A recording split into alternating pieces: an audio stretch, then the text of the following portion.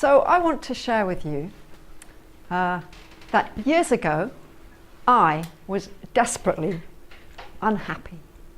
In fact, I was miserable. And I used to pride myself on my right to being unhappy. I would claim that happiness was a fleeting emotion, it would come and go, so you shouldn't hang on to it, enjoy it while it lasts. Now, fortunately for me, and I think also fortunately for the world, certainly the people around me, a lot has changed in my life. And I have changed a lot. And one of the things that has changed for me is my attitude towards happiness. So this evening I'm going to be sharing with you some of my tips for happiness. So you can see this little boy, he's watering flowers. And I put that image up there because the tips I'm going to give you, it's like you're watering your own flower. So using these tips can help you to flower more in the world. So one of the things that I have realized is that happiness is an inside job. It means that whatever the external situation is, however challenging life is, it means that you can choose to be happy on the inside. So I'd like to tell you about my recent holiday a few weeks ago. Had the good fortune to go to the Dolomites in Italy. And I thought that, I went with certain expectations. I thought, for one thing, that I was going on a snowshoeing holiday. And as you will see, there's not a huge amount of snow in these pictures. So, to begin with, I was rather unhappy about things. Things were not going my way. I didn't really know what to do about things. So what I decided was that this was a perfect opportunity for me to practice my happiness strategy. Now, the first one my first tip is no complaining. Now, years ago, I received this practice from one of my teachers. And when I received it, boy, did I complain about it. I was really upset about it. I was good at complaining. It was one of the ways in which I got through life. And I used to love the fact that, you could moan about something not going wrong and trying to make things change. Now, sure, there is a time and a place where it's important to call out wrong action and to make changes. But this practice of no complaining is not about that. Let me explain. Millennia ago, when we lived, so I just want to say that you may have heard about the negativity bias. So the negativity bias is the bias in our brains that we have a tendency to see the negative more than we see the positive. Now, this bias has come about because millennia ago, we lived on the savannah and we had to contend with hungry lions, as you can see in this picture. Now, it only took once to not notice a hungry lion to end all the days that you could have been happily picking berries. But we live now in the 21st century and something else is called for. And anyway, why on earth would you invest all your energy into all the things that are not working well in your life when instead you could focus on the positive things? So this links to the second part of my tip. No complaining, instead get grateful. As we heard from Andy, feeling that moment of gratitude can transform any day. And in fact, it's very difficult to be miserable when there is so much in life to be grateful for. So in fact, from the research, they've researched into what affects the brain, and they found that if you are grateful for things, it's very good. However, it's even better if you are grateful for people, especially when you tell them. Because once you tell somebody that you are grateful for them, and especially if you tell them what you are grateful for, it helps to deepen and strengthen the connection, as we heard from Andy. So Jeffrey, I'd like to take this opportunity to thank you for the email exchange that we had yesterday, because you gave me lots of tips for how to make the most out of this talk, and I really appreciate that you took the time to do that. Thank you. So I'd like to now tell you about a story in my own life. It's a picture of a very busy road. Now, years ago, I unfortunately had a spate of rather nasty accidents. And the accidents, they kind of got quite severe. This particular accident, I believe, actually happened somewhere else on that road. It's a very busy road, but it was the shortest way for me to get to work, and I never did like to get up in the mornings. So sure enough, I was cycling along this very busy road, and one day I got hit by a car. It was a pretty nasty accident, and I've still got the scars to prove it. I was very shaken up by the situation, and I felt like, my God, I almost died. I could have died. And I spiraled down, and reflecting on it now, I realized that it was kind of a shock reaction, because it's strange. You know, I had been very fortunate in this accident, but suddenly I was in this pool of depression. So this carried on for some time, but eventually I got to a point where I was going to bed at night, and I was lying there in my bed, and I was like, well, I might have died, I might be dead, but hey, I'm alive. And then I realized that actually on this particular day, this good thing had happened. And yeah, then something else good had happened. And then there was another good thing that had happened. So I had realized that by feeling grateful for all the positive things that were going on in my life, that actually life was pretty good. And I believe that this is one of the things that helped me the most to come out of this state of shock and depression. So I'd like to move now to my next tip. I call it savouring. Now, I think all of you will have had the experience of tasting one of those really delicious Belgian chocolates.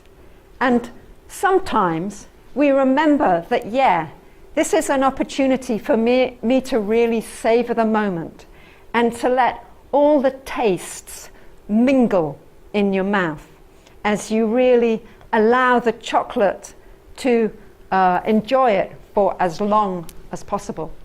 So the good news about savouring is that it works with more than just chocolate. So this is what you can do. Take a moment that feels positive and where you feel safe and calm. So there are many, many such moments in an average day for most of us. And usually they go whizzing by and we barely notice them. So this practice of savouring is to take an ordinary moment. I don't know if you saw that this afternoon there was the most amazing sunshine here in Brussels. So just taking that moment to notice something very ordinary, like sunshine in a place like Brussels, or just noticing that, you know, you're feeling quite warm and you're feeling safe. A very ordinary moment. So this is how savouring works. You have such a moment. First of all, you notice it. Then you pay attention to it. You let your mind be fully absorbed in the moment. But it's not only about the mind, it's also about the body.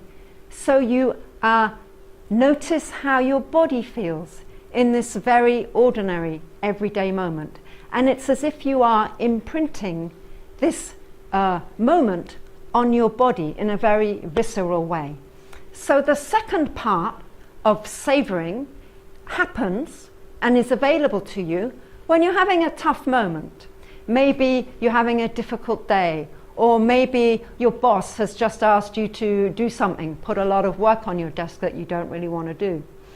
Maybe you're having a disagreement with somebody, whatever it is. This is a really, really, really good moment to do some savouring, to draw back to your mind and to your body exactly what that moment was and to feel good about yourself. So this is not about pushing away the negative situation. Not at all. This is about creating more space. So the negative situation is there, and you have a positive situation as well. And they're both there. And in actual fact, when you recreate this kind of positive memory, the body doesn't know the difference between whether it's a memory or whether it's really happening. So you're kind of creating a space for there to be a positive experience to sit alongside the negative experience. So I'm going to move now to my third tip, which is about self-compassion. So self-compassion really is my topic. And I'll tell you why. Because years ago, when I was that super miserable person that I was telling you about at the beginning, I was really, really, really hard on myself. So it meant that if there was a minor situation, I would be very unhappy and give myself a very hard time about it. So self-compassion is about finding ways to be kind to yourself. And there are many different ways that you can be kind to yourself. For myself, I find that physical touch really helps me. Often I'm touching my chest or I touch my belly. I enjoy the contact between my hands and my body because I find it reassuring. Self-compassion is a lot more than just being kind to yourself. And in fact, in my work, I am helping people to find different ways. One of the things that I find really important is that you should find at least one thing that you do every single day that you really enjoy. Years ago, I used to play the saxophone, and I used to love it. I used to enjoy the sound. I used to enjoy the whole experience. Unfortunately, I wasn't very good at it. And eventually, the frustration of not making progress stopped my enjoyment. Nowadays, I sing. Now, I tend to sing in the morning. Often I'm singing in the shower. Doesn't really matter. The point is I'm doing something every day that I really enjoy. So one more thing I want to say about self-compassion. We were hearing from the other speakers about emotions and the importance of emotions. And yes, absolutely, self-compassion is about accepting the full range of emotions that we have. Now, self-compassion is also about finding the distance. Often, we struggle with emotions. Either they are like, we don't want to know them, we put them behind a door halfway down the corridor and we hope that they'll go away without us noticing too much. The second thing we tend to do is they kind of breathe down our neck. They're sitting on our shoulder and we might feel that they're breathing down our neck. We get a little bit overwhelmed. So instead of just feeling angry, we kind of become angry.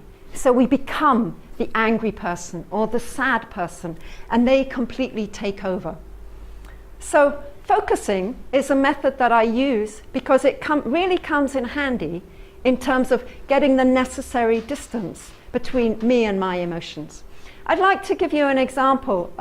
One of my clients, she came to me because she was feeling very, very critical of herself, and she wanted to look at this in a different way.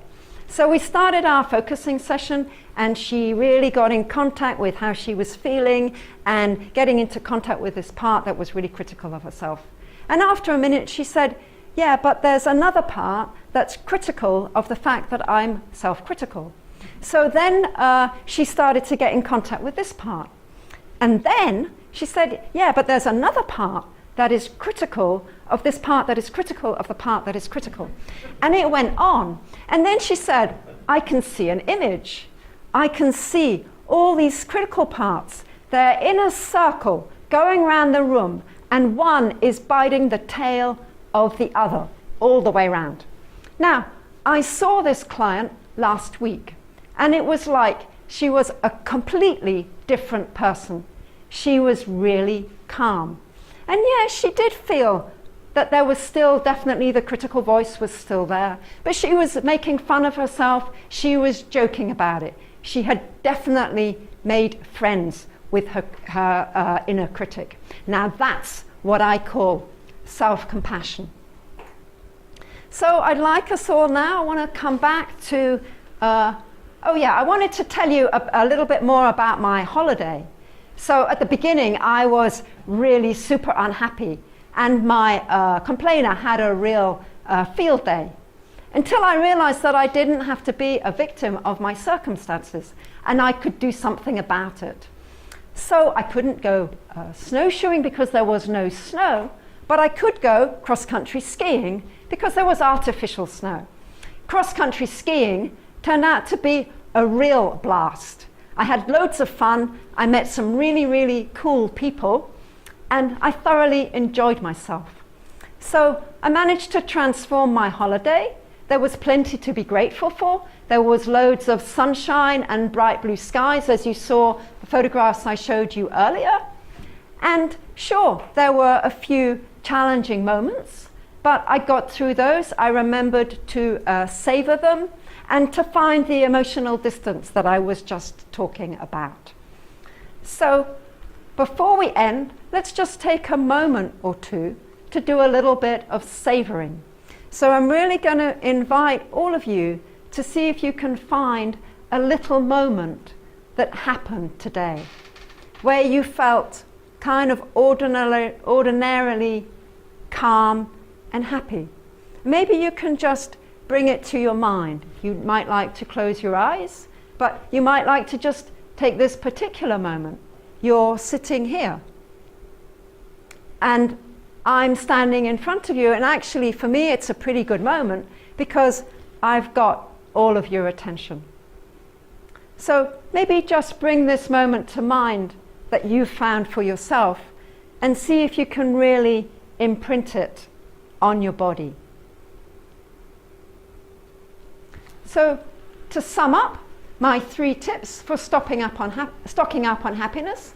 First of all, no complaining. Instead, be grateful. Then savor the positive moments. And self-compassion, which includes being kind to yourself, doing things that you enjoy, little things that you do every day, and to find the compassion for yourself. Thank you very much.